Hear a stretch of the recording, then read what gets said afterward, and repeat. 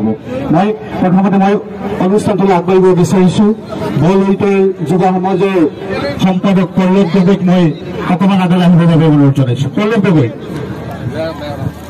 সম্পাদক আব্দুল আজিজক মই অকণমান মোৰ কাষলৈ আহিবৰ বাবে অনুৰোধ জনাইছোঁ।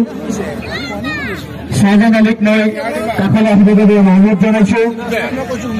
দেৱজিৎ চেতিয়া, দীপঙ্কৰ ৰয়, মনোজ চেতিয়া, বিশ্ব গগৈ, ৰাকিব আহমেদ, অভিজিৎ গগৈ, বিশ্ব অসম, আমি গোটেইকেইজন আমাৰ কাষলৈ আহিবৰ বাবে আমি অনুৰোধ জনাইছোঁ।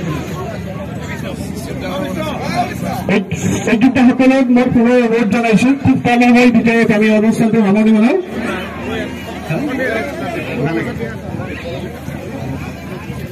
আমি মইনুদ্দিনক অকণমান আগলৈ আহিবলৈ অনুৰোধ জনাইছোঁ। ৰঞ্জিত গগৈকো আমি অকণমান আগলৈ আহিবৰ বাবে অনুৰোধ জনাইছোঁ।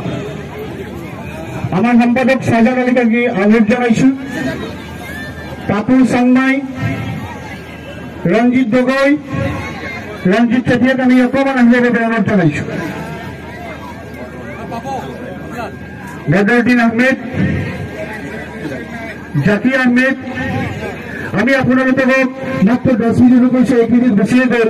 কম সময়ৰ ভিতৰত বৰলৈ যুৱ সমাজৰ উদ্যোগত আমি কোন প্ৰথমবাৰৰ বাবে দিবানৈক্য ক্ৰিকেট খেলখন আপোনালোকৰ ইয়াত অনুষ্ঠিত কৰিছিলোঁ। আজি আমি এই সংগঠনটো জন্ম হোৱা বেছি দিন হোৱা নাছিলে, খুব 15 দিনৰ ভিতৰতে আমাৰ সতীৰ্থসকলে আলোচনা কৰি দিবানৈক্য ক্ৰিকেট খেলৰ আয়োজন কৰিছিলোঁ। এই ফিল্ডখনত আমি দেখা পাওঁ প্ৰায় 300মান ল'ৰা ছোৱালীয়ে ইয়াত খেলা ধূলা কৰি থাকে।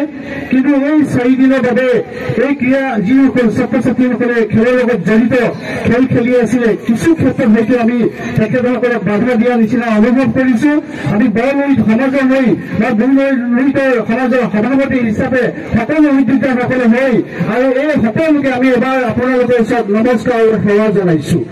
আমাৰ হয়তো এই অনুষ্ঠানটো কৰোঁতে কিছু ভুল ভ্ৰান্তি ঘটি গৈছে আৰু এই খেলখন পদক্ষেপত সৰ্বক্ৰিয়া অনুষ্ঠানৰ সকলো বিষয়ববীয়া ৰাইজ এই অঞ্চলৰ সদাগন্ধ কৃষকসকলে আমাক যিভাৱে আমাক সহায় সহযোগিতা কৰিলে, পুনৰ বৰলৈ সমাজৰ তৰফৰ পৰা আমি আপোনালোকৰ সেৱা জনাই এটা আমি পুনৰ আপোনালোকৰ সেৱা জনাব বিচাৰিছোঁ। সন্মুখলৈ আহিবলৈ অনুৰোধ জনাইছোঁ। সন্মুখলৈ সকলোকে অভিনন্দন কৈছোঁ। আমি আপোনালোকৰ ওচৰত এই খেলি থকা ফিল্ডখনত 300-400 ল'ৰা ছোৱালীয়ে ইয়াত খেলা ধূলা কৰি আছিল। কিছু ক্ষেত্ৰত আমাৰ অসুবিধা আমি অনুভৱ কৰিছোঁ। আপোনালোকে